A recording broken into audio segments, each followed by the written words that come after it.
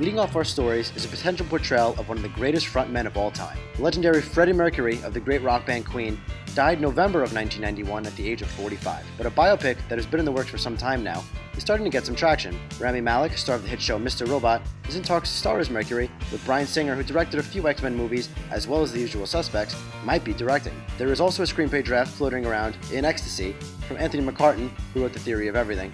So there are a few parts finally getting rolling, despite many different filmmakers having creative differences over this project in the past. The film is nothing set in stone, other than its title of arguably their most famous song, Bohemian Rhapsody, but hopes to be singing We Are the Champions after its theater release, whenever that may be. Willy Wonka. The magical story about an entrepreneur with indentured servants who invites 5 random strange children to punish the ones and basically guilt trip the one left into taking his job. Okay, that may seem pretty dark, but this is a family class. Oh my god. It's snowing, is a hurricane a-blowing. Not a speck of light is showing, so the danger must be growing. Who made this?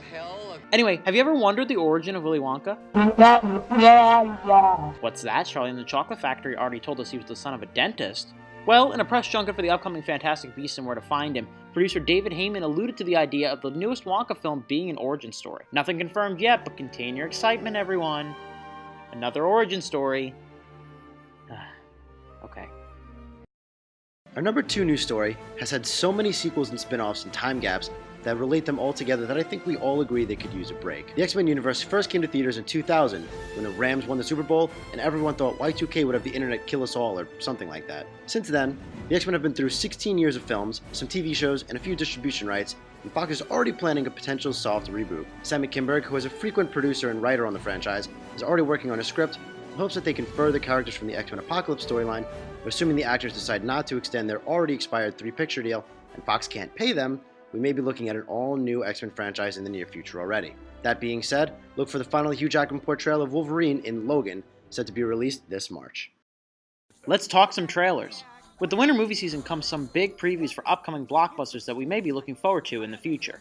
First, we got what may be our final look at what may be the best Batman movie of the decade, the Lego Batman movie. Come catch your greatest enemy. Superman is my greatest enemy. Superman's not a bad guy. Then I'd say that I don't currently have a bad guy. I am fighting a few different people. Will Arnett, Zach Galifianakis, and Michael Cera headline an all-star voice cast when Lego Batman broods into theaters on February 10th. Sticking with DC properties, Gal Gadot steps into the center stage after her glorified cameo in Batman v Superman: Dawn of Justice with Wonder Woman. It is our sacred duty to defend the world. And it's what I'm going to do.